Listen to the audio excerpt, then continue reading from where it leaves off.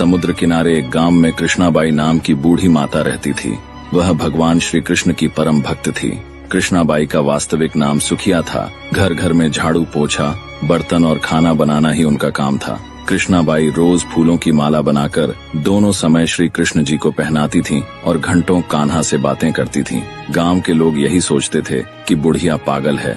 एक रात श्री कृष्ण जी ने अपनी भक्त कृष्णाबाई से कहा, कल बहुत बड़ा भूकंप आने वाला है, तुम यह गांव छोड़कर दूसरे गांव चली जाओ। कृष्णाबाई ने तुरंत अपना सामान इकट्ठा करना शुरू किया और गांव वालों को बताया कि कल सपने में कान्हा आए थे और कह रहे थे कि बहुत प्रलय होगा, गांव छोड़कर पास के गांव में चली जा। अब लोग उस बूढ़ी पागल की बात कहाँ मानने वाले थे। जो सुनता वही जोर जोर से हंसने लगता। कृष्णाबाई ने एक बैलगाड़ी मंगाई, अपने कान्हा की मूर्ति ली, सामान की गठरी बांधी और गाड़ी में बैठ गई। लोग उसकी मूर्खता पर हंसते रहे। बाई जैसे ही गांव की सीमा पार करने वाली थी कि उसे श्री कृष्ण की आवाज सुनाई दी, अरे अपनी झोपड़ी से वह सुई तो ले आओ जिससे तू माला बनाकर मुझे पहनाती है। ये सुनकर बाई बेचैन हो गई। उसने मन में कहा, मुझसे ये भारी भूल कैसे हो गई, अब मैं कान्हा की माला कैसे बनाऊंगी।